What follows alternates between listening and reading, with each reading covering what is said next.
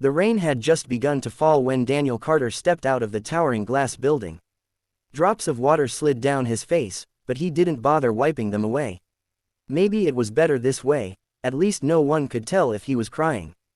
Daniel tightened his grip on the worn strap of his backpack and walked down the slick pavement. Inside that building, on the 22nd floor, he had just failed another job interview. And he already knew what that meant. Another month of unpaid bills. Another week of pretending everything was fine in front of his little daughter. Another night of wondering if he was failing as a father. Daniel was 35 years old, a single dad raising his 6-year-old daughter Emma. 2 years earlier, his life had been completely different. He had a stable job as a logistics coordinator, a small house, and a wife who laughed easily. Then everything collapsed. His wife had left suddenly, chasing what she called a better life. She disappeared without looking back, leaving Daniel alone with Emma and a mountain of responsibilities he never expected to carry alone. At first, Daniel believed he could handle it, but life had other plans. The company he worked for went bankrupt during a financial downturn. Within weeks, Daniel lost his job. The savings disappeared quickly: rent, groceries, Emma's school supplies, doctor visits. And job interviews became his new routine. But there was always something wrong. Your experience is outdated. We're looking for someone younger. You're overqualified. Your availability is limited because of childcare. Every rejection chipped away at his confidence. Still, Daniel refused to give up. Because every night when Emma hugged him and whispered, "You're the best dad in the world," he knew quitting wasn't an option. That morning had felt different. The company was one of the biggest logistics firms in the city.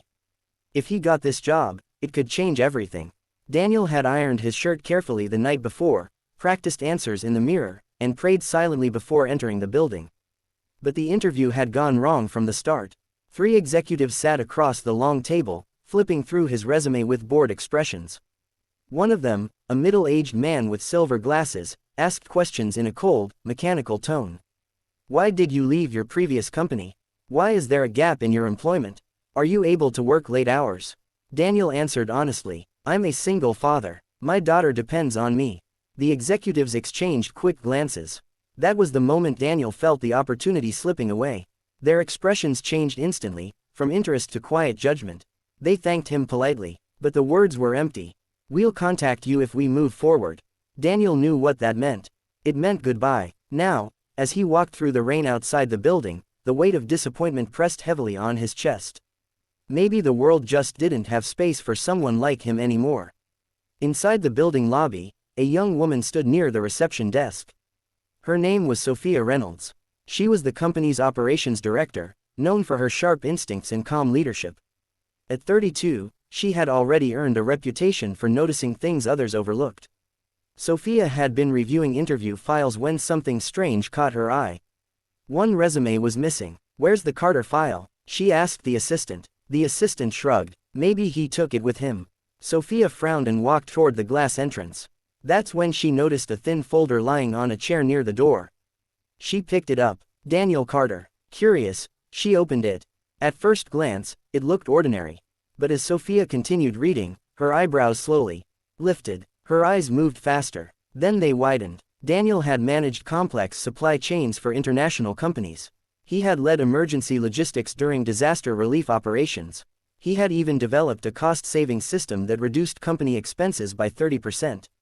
This wasn't an average candidate. This was someone exceptional. But the final line stopped her completely.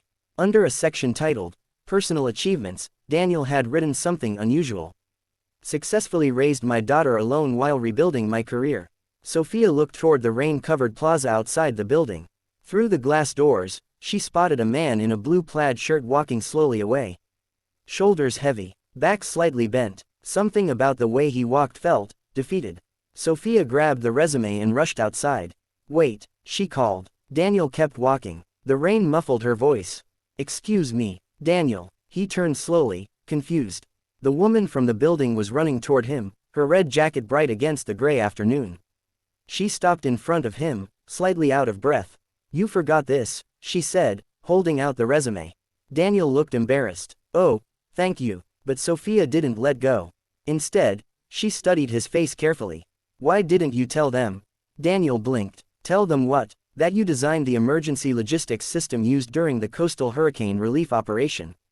Daniel hesitated. That was years ago. Sophia shook her head. Do you realize that system is still being studied in business schools? Daniel stared at her, unsure what to say. Sophia flipped through the pages again. You coordinated supplies across 3 countries with almost no budget. Daniel shrugged slightly. We just did what needed to be done. Sophia smiled faintly. That's exactly the kind of person this company needs. Daniel felt a small spark of hope, but quickly pushed it away. I think the interview panel already made their decision. Sophia closed the folder firmly. They did. Daniel sighed. Then I guess that's it. Sophia looked at him with determination. No, she said quietly. That's not it. She turned toward the building. Come with me. Daniel hesitated. I don't think they want to see me again. Sophia smiled. They might not. She handed him the resume. But I do. 15 minutes later, Daniel found himself sitting in a smaller conference room across from Sophia. The atmosphere was completely different from the earlier interview. Sophia didn't ask cold questions. Instead, she asked about Emma. About how he managed work and parenting. About the challenges he faced after losing his job. For the first time in months, Daniel felt like someone was actually listening. When he finished speaking, Sophia leaned back thoughtfully. You know, she said, most people list their achievements on resumes to impress employers. She tapped the page gently. But yours tells a story about resilience. Daniel stayed silent. Sophia continued. Anyone can succeed when life is easy. But not everyone can keep going when everything falls apart. She stood and extended her hand. Daniel Carter, welcome to Horizon Logistics. Daniel stared at her in disbelief. You mean, you're hired? For a moment, the world seemed to stop. The rain outside had slowed to a gentle drizzle. Daniel shook her hand slowly, his eyes shining with emotion he could barely contain. Thank you, he whispered. Sophia smiled warmly. Don't thank me yet. She pointed to the door. We've got a lot of work ahead of us. That evening, Daniel arrived home earlier than usual. Emma was sitting at the small kitchen table drawing pictures with colored pencils. When she saw him, she ran into his arms. Daddy, did you get the job? Daniel lifted her up and held her tightly. Yes, he said softly. I did. Emma squealed with happiness. And for the first time in a long time, Daniel felt the heavy weight on his heart finally begin to lift. Because sometimes life closes doors again and again. Not to defeat you, but to guide you to the one person who will finally see your true worth. And when that moment comes, everything can change.